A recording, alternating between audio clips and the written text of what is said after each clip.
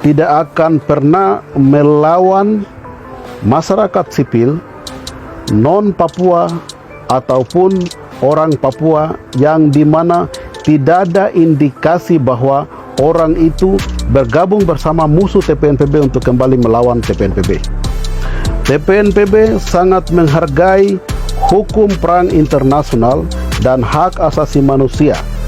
Oleh sebab itu, target TPNPB yang paling utama adalah Tentara Nasional Republik Indonesia dan Polri, di mana mereka adalah merupakan tentara kolonial yang mengkolonisasikan bumi Papua.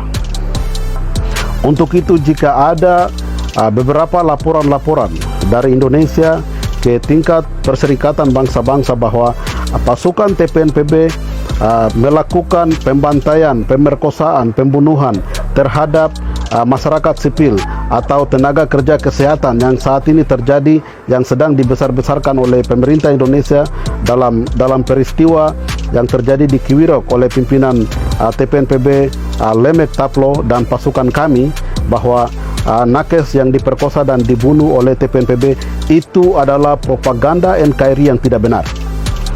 TPNPB tidak pernah memperkosa atau menyiksa ataupun membunuh masyarakat sipil atau semua pekerja-pekerja dinas kesehatan, guru dan segala macam yang tidak ada indikasi bekerja dengan musuh untuk melawan TPNPB.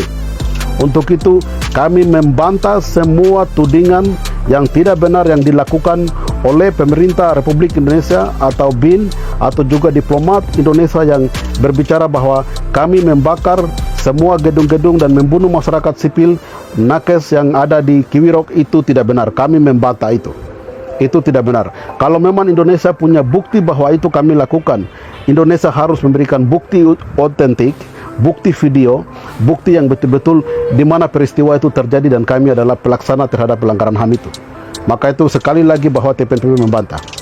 Kami perlu mengklarifikasikan untuk bagaimana masyarakat internasional bisa tahu. Di daerah konflik bersenjata itu ada dua kelompok. Ada dua kelompok yang selalu mengatasnamakan OPM TPN untuk mendiskreditkan atau menghancurkan perjuangan TPNPB. Kelompok yang pertama adalah milisi Indonesia. Milisi Indonesia ini merupakan kelompok non-organik, kelompok masyarakat Indonesia atau disebut dengan spionase atau BIN yang bekerja sangat clandestin.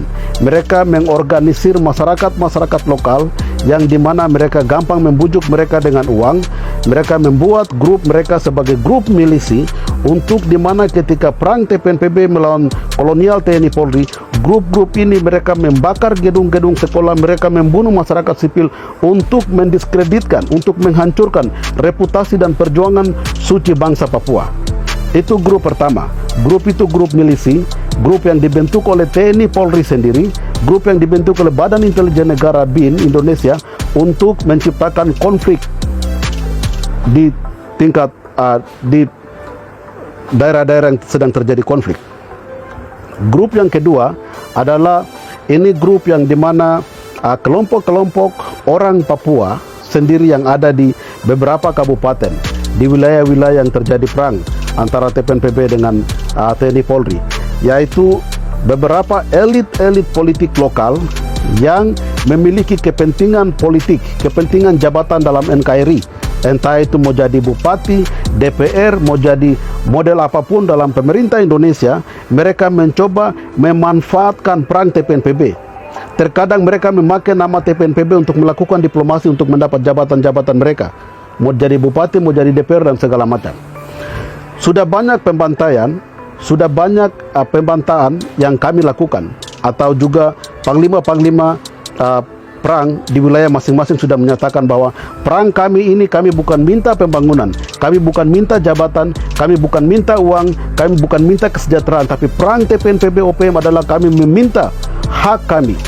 Harus ada pengakuan. Pengakuan secara komprehensif adalah pengakuan untuk menentukan nasib politik kami, untuk merdeka dan berdaulat di atas tanah kami.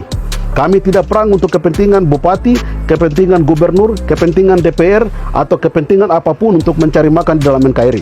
Perang TPNPB sangat jelas, kami perang untuk Papua merdeka dan berdaulat berdasarkan hukum-hukum secara internasional.